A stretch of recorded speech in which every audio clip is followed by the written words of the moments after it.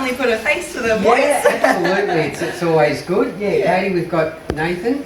We've got Kim, who doesn't have COVID. No, okay. And we've got Damien, myself, and John. Hello. So it's three committee members from QCOC, and two.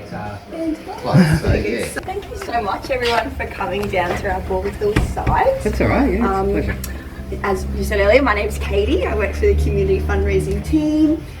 So today, just to run you through what we'll be doing, we'll have a little meet and greet with one of our training guide dogs, and we'll have a bit of a tour of the site. We've got our client services building over there, which I'll run you through some of the services, and we'll check out the vet clinic. And I heard there is a little class happening on at the moment as well, so we can have a walk by to see how that's going. Lovely. Excellent. Yeah. So I'll just go grab our dog so you can have a meet and greet.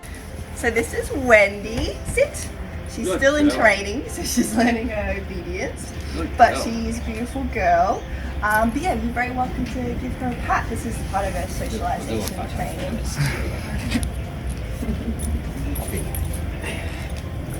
When you won't bite Nathan, in closer. Yeah. And don't forget to smile for the camera. Can we have her over here a little bit, just for a bit of background for photos? Sorry. Yeah, which would you like for background? Yeah, he'll be fine. Yeah, Wendy, thanks. this way. Sorry, I did warn you about me and the camera. Okay. I can let her hang out, and if I'm behind the camera, No. she'll look at the camera. Steady, mate. No. Katie. Katie, I mean not Katie. Yeah, look up Katie. She's Wendy, got look up. quite a human name. Wendy. There we go. I think I'll set one up. Is that head up? I'll keep up in.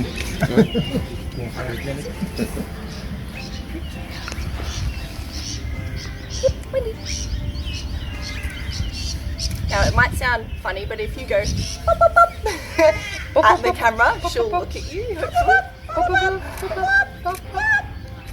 pop, pop. Pop, pop, pop.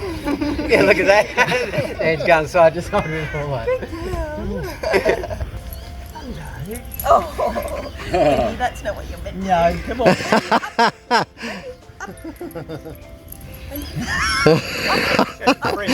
Wendy likes you.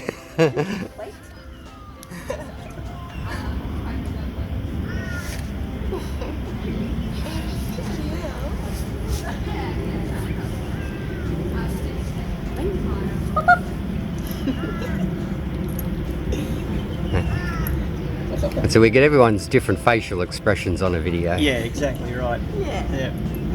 Just one moment, Captain. So she is 19 months. 19 months. Yeah, still in the middle of her training. Right. She's doing pretty well. Halfway or? So they a little bit over. So they usually Wendy, up. Good girl. Stay. Up.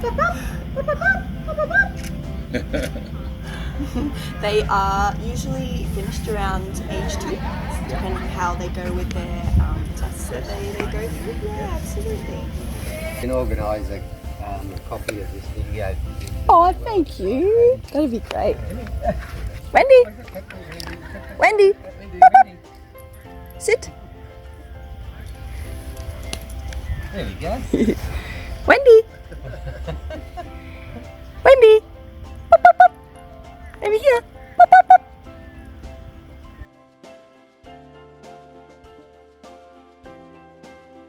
I know the dog. Louise, is it? Yeah, It's always easy to remember the dog's name. Yeah, no.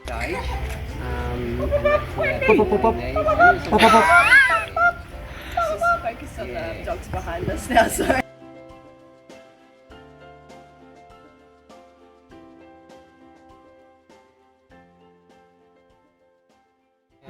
Client services building. It all focuses on the services that we provide the clients.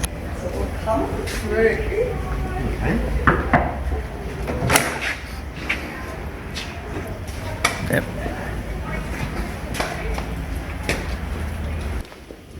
So we have a lot of clients come and stay on site with us. Right. Okay. So we have occupational therapy as a service, and that's where the client's able to learn to do things around their home. So we have cooking classes for 2 to 3 clients at a time in this large kitchen.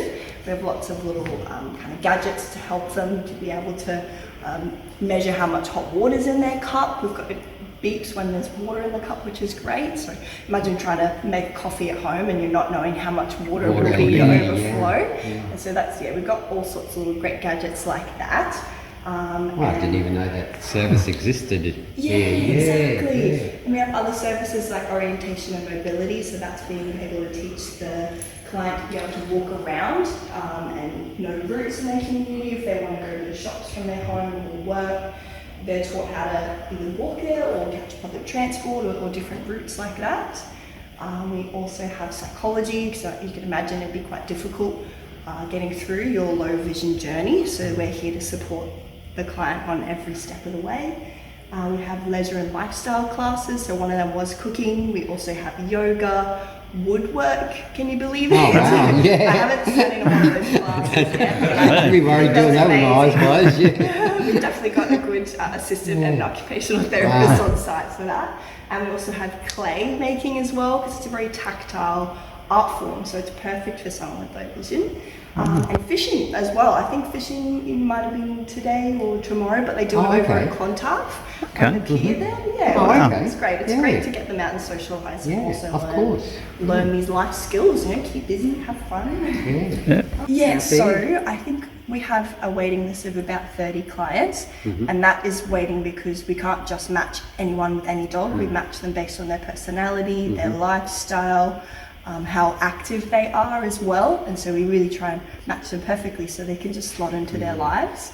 We've had a few clients even say that our guide dog mobility service should start a dating app because they match so well. Like, it's honestly so perfect. Yeah. And it was about 50,000 to get a guide dog from start to fully trained. Absolutely. Yeah. So it's a very intense process, and obviously vet bills are very expensive. And to think, because we never thought, part of all monies goes to all this physiotherapy and matching and cooking and woodworking and all those skills. And once the client gets the guide dog, they don't have to pay for anything either. All of the food and the vet bill and dog washing is all paid by us. Oh, okay. Yeah. Do you get government funding? Yeah, so we have about 15% government funding. Which is not much, is it? Not. So all the rest is thanks to you guys, which is amazing help. All of our sponsors and fundraisers and donors. We sort of thought that, with what we raised might pay for a vet bill or something like absolutely. that. I think it would for like a litter's vet bill, absolutely. That's awesome. So this is our client services building. If you're happy to carry on, we can continue. Yeah.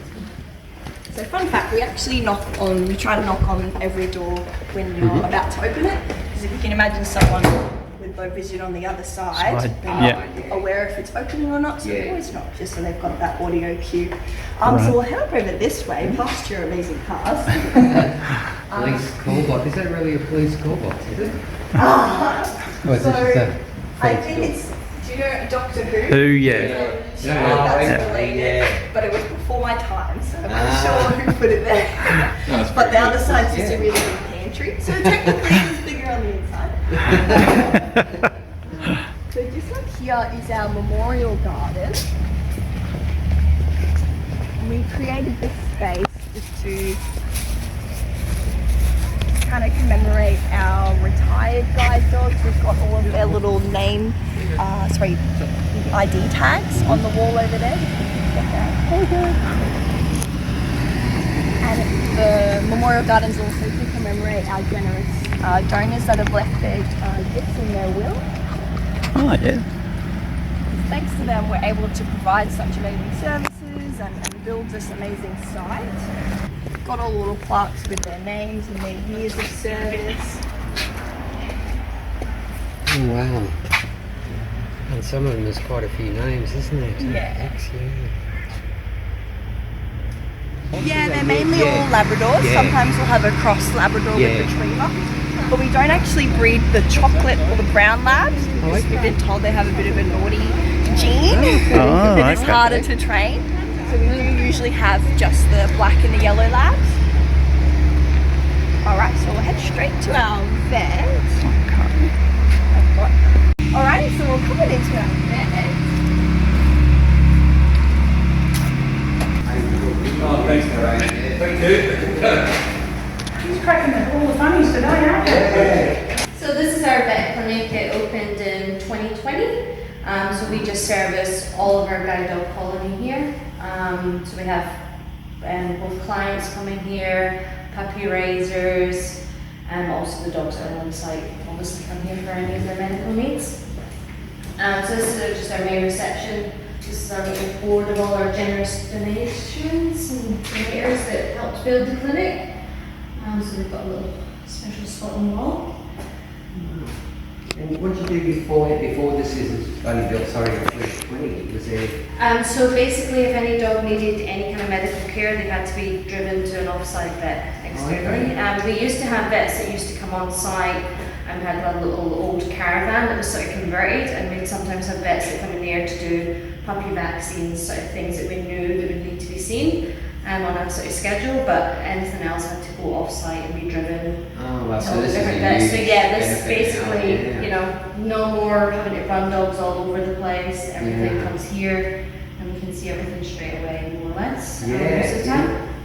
So yeah, it makes a big difference, especially with our girls, because we do all the breeding here on site. Oh, yeah. So if there's a girl who's got any trouble having to deliver our puppies, instead of having to drive her all the way down to Stafford to the emergency vets we used to go to, you just literally walk them over here, do the surgery there and then they go back to there. So it's somewhere that they know all the time, so it's all very nice and relaxed for them as well, so it's not stressful to just come to the building that they come to all the time.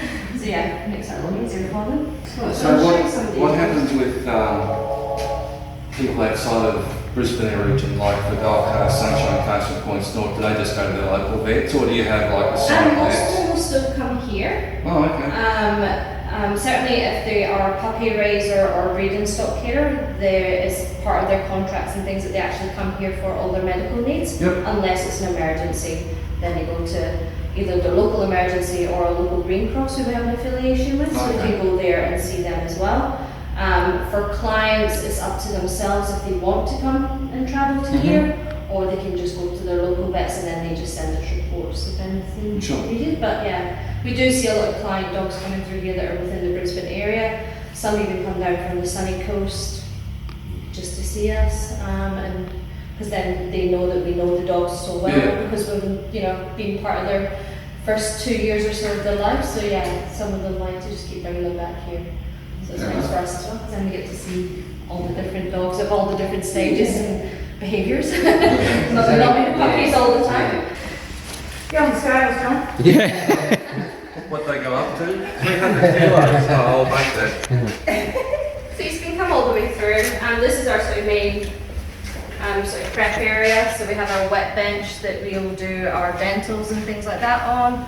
We've just got our prep table there, which again can be moved up and down if we need to. And then these are just our recovery cages for the dogs. So we have our surgery. So this is where we will do mostly B-secting and C-sections if we need to. Okay. So we've got all our full monitoring equipment, things like that there. Up in the photo, everyone. You too, Kate. Come on, Kate, get in here. I'll just prepare myself for surgery.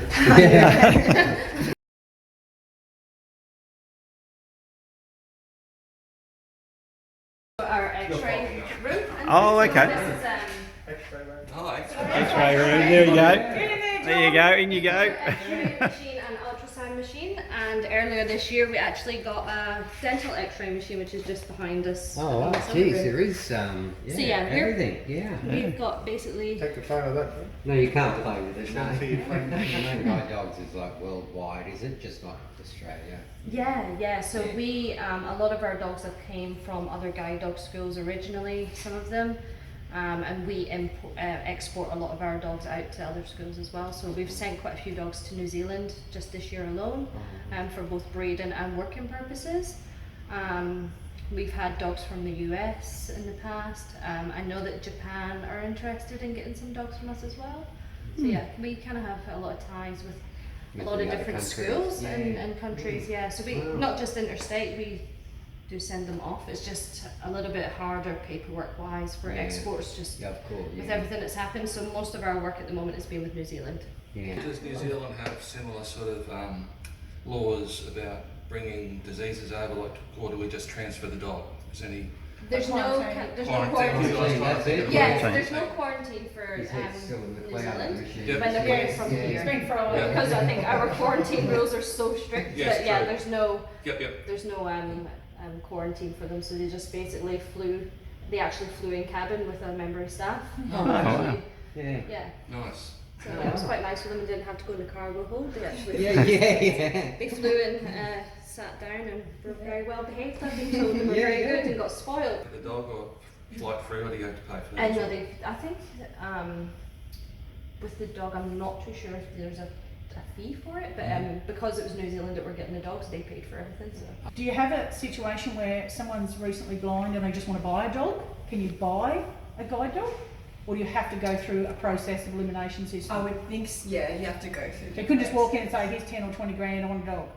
No, because you have to learn all the before you can even get a guide dog, you have to go through the other guidance systems first. So you have to learn how to use a cane and navigate. You can't just go, I'm blind, I want a dog. You have to learn to use the different types of canes and other different mobilities Gotta learn some before of you the can other- go to that sort of level. Cope with the blindness to, okay. Yeah, because I mean, a lot of people sometimes think the dog is the one that knows when to do things, but the person still has to have some sort of sight and be able to have some kind of mobility around them to be able to go, this is safe. Yeah. So yeah, occasionally the staff do get the opportunity to put a blindfold on, get the dog in harness, and like they'll navigate through some of the obstacles with them. So it really gives you that kind of perception. You know, you think you're walking really fast, but you're actually kind of going Yeah. because you're so unsure. But yeah, these dogs just kind of weave in and out of things, and you're kind of like, you've just got to learn to move with them. Yeah. And does it take about 18 months from start to finish of training?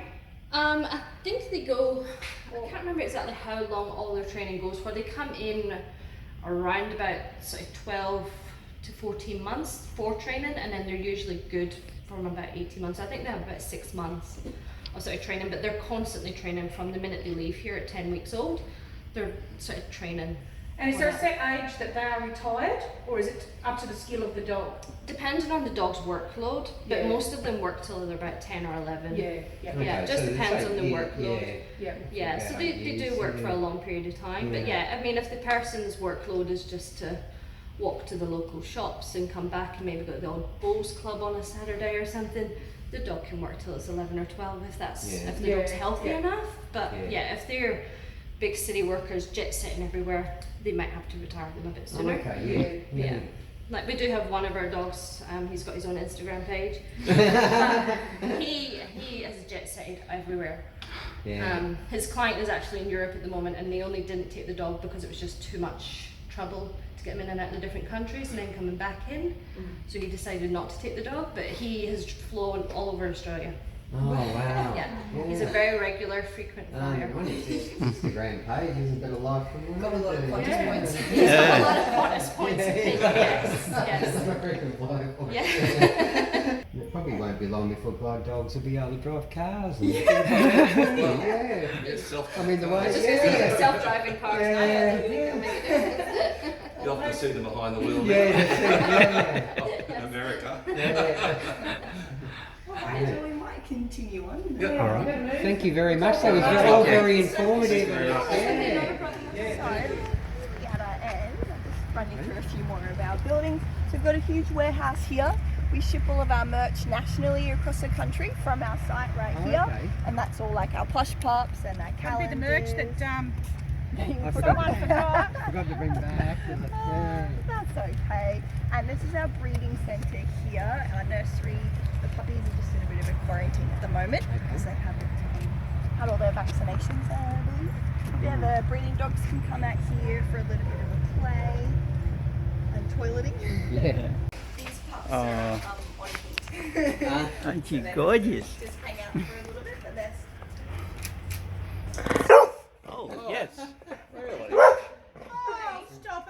Leave it. Look at the puppy. It's going to be the thing outside the box, isn't it, with names? Yeah. And why has it sort of been just more females?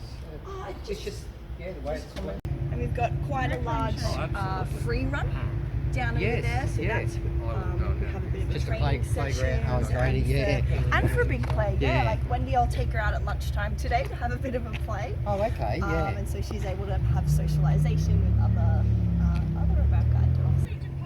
Yep. We've got 4 cars. Yep. Would we be able to bring them in and back them up under the guide dog sign there for a photo? Oh, I think so.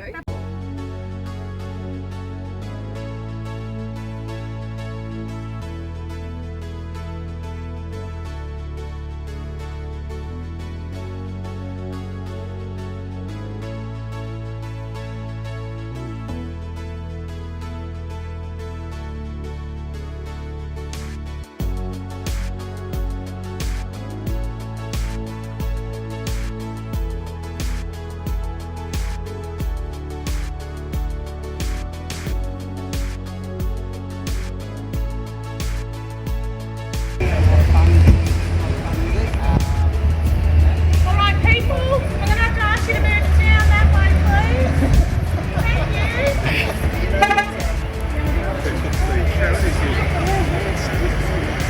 Yeah, we did that charity cruise.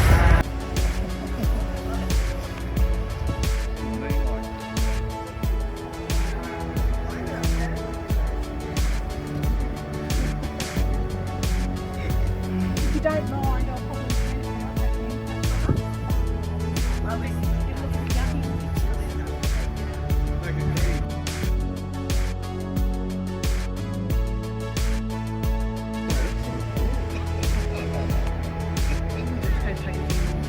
Yeah.